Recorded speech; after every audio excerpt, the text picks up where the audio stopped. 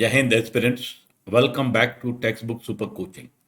आज मैं आपके सामने लेके आया हूं एक इशू। वो है, क्या भारत से डर गया चाइना?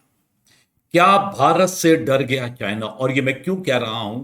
क्योंकि रिसेंटली इंडियन नेवी ने कंडक्ट करी एक कैरियर बैटल ग्रुप एक्सरसाइज। इस कैरियर बैटल ग्रुप एक्सरसाइज में इंडियन नेवी ने अपने दोनों एयरक्राफ्ट कैरियर्स को यूज किया। इन एयरक्राफ्ट कैरियर्स के अलावा, इन दोनों एयरक्राफ्ट कैरियर्स के अलावा, that is NS Vikramaditya, NS Vikrant के अलावा, देवर nearly around 35 to 40 aircraft which participated. There were nearly a large number of ships and submarines which participated in this exercise.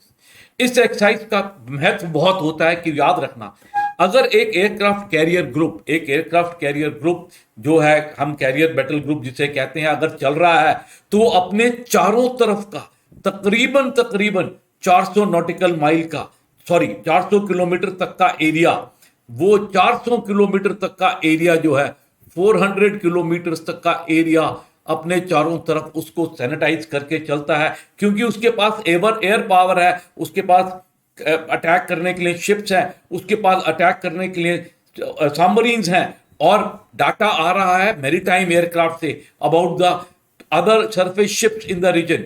सो जब aircraft carriers का battle group चलता है तो they carry out a sanitised area of 400 kilometre all around it. और इसकी range को, इस दायरे को हम बढ़ा सकते हैं अगर दोनों एयरक्राफ्ट कैरियर के बीच में जो गैप है, जो डिस्टेंस है, वो बढ़ा दिया जाए। उससे क्या होता है कि एयरक्राफ्ट जो है, उससे जो हमारे एयरबॉर्न एयरक्राफ्ट हैं, वो जब एक एयरक्राफ्ट से उड़ते हैं, they get airborne from one aircraft, वो यहां एक एयरक्राफ्ट कैरियर से उड़े and they can come back and land on this aircraft carrier. इससे क्या होता है, रेंज बढ़ जाती है।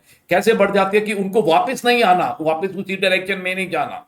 If they are miles apart, they can get airborne from one aircraft carrier, land on the other aircraft carrier. इस exercise को करके, जिसमें हमारे P-81 एयरक्राफ्ट इन्वॉल्व थे, डॉनियर्स इन्वॉल्व थे, हमारे कामोव्स इन्वॉल्व थे, हमारे MH-60 जो रोमियो हेलीकॉप्टर जो हमने अभी लिए हैं वो इन्वॉल्व थे, हमारे MiG-29 के इन्वॉल्व थे। इस एक्सरसाइज को कंप्लीट करने के बाद हमने पूरे वर्ल्ड को दर्शा दिया है कि India is not only capable looking after the maritime border of itself, but is also capable of providing protection to the entire area of Arabian Sea and in the Bay of Bengal. आज India की navy ने prove कर दिया है that they are a blue water navy capable of taking care right from Malacca strait, starting from Malacca State and going right up to Persian Gulf. Indian Navy is capable of projecting and taking care of its assets in the region. इसकी वजह से सबसे बड़ा झटका लगा है वो है चाइना को है, बिकॉज चाइना का 80% ट्रेड जो है वो पूरा मलाक्का स्टेट से चलता है। चाइना का जो ट्रेड है वो पूरा के पूरा 80% कहां से चलता है, मलाक्का स्टेट से चलता है। और अगर in case of a war, India, with the help of its carrier battle group, is capable of providing complete blockade of Malacca Strait, then it is virtually impossible for China to do trade with the rest of the world.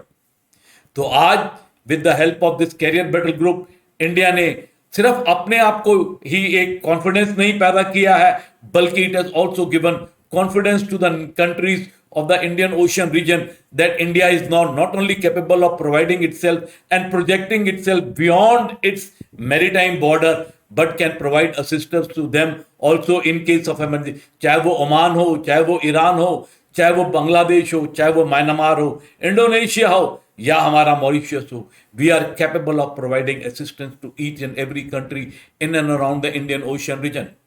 हमारे career battle group से एक हमारी हिंदुस्तान की navy का ही हौसला नहीं बढ़ा है, हौसला बढ़ा है पूरे हमारे आर्म फोर्सेस का और हमारे देश की जनता का।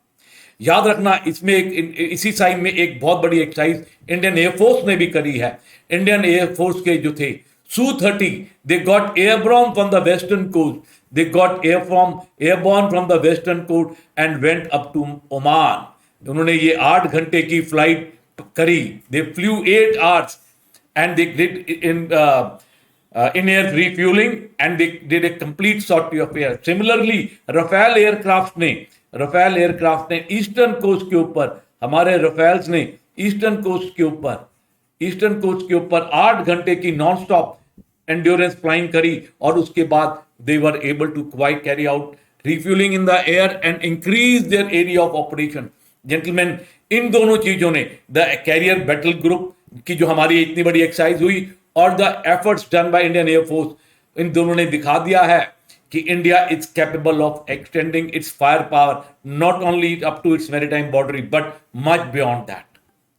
Gentleman, we are all proud और मैं उम्मीद करता हूं कि बड़ी जल्दी इंडिया एक डिसीजन ले लेगा थर्ड हमारे एयरक्राफ्ट कैरियर क्यूबी, क्योंकि टू कीप, जिससे कि जब भी हमें चाहिए हो हमारे 2 एयरक्राफ्ट कैरियर हमारे को हमेशा ऑपरेशनल स्थिति में मिलेंगे। क्योंकि जब भी एक एयरक्राफ्ट कैरियर रिपेयर्स के लिए जाता है उसको 6 से 7 महीने लग जाते हैं। अगर हमारे पास 3 बैटल एयरक्राफ्ट कैरियर होंगे तो ये डिले नहीं होगी। और बच्चों याद रखना, ये जो कैरियर बैटल ग्रुप है 20 नॉट की स्पीड से तकरीबन अगर लेके चलें आप, जो मैक्सिमम है 20, अगर हम इसकी इकोनॉमिकल स्पीड लेके चलें तो 12 से 15 kilo nautical miles per hour के हिसाब से they can move up to 400 to 500 nautical miles. 450 के नॉटिकल माइल्स वो एक दिन में जा सकते हैं, which is a huge area which they will be able to cover with the availability of the fire power on them. That area will increase. जो आपका जो सैनिटाइज्ड एरिया होगा वो काफी बढ़ जाएगा। That means an aircraft carrier group जब वो चलता है तो 400 किलोमीटर का 400 नॉटिकल माइल वो एक दिन में चल जाता है और उस एरिया को वो पूरा सैनिटाइज चलता रहता है। जेंटलमैन, इस एक्सरसाइज ने इंडिया का मनोबल बढ़ा दिया है और एक छोटी शंका चाइना के दिमाग में भी डाल दिया है, क्या मैं इंडिया से पंगा लूं या नहीं लूं। इंडिया ने दिखाया चाइना को खौफ दैट हमें कम मत समझना। With this, thank you very much for being with us once again on behalf of Textbook Super Coaching. We wish you all the very best. Thank you and Jai Hind to all of you.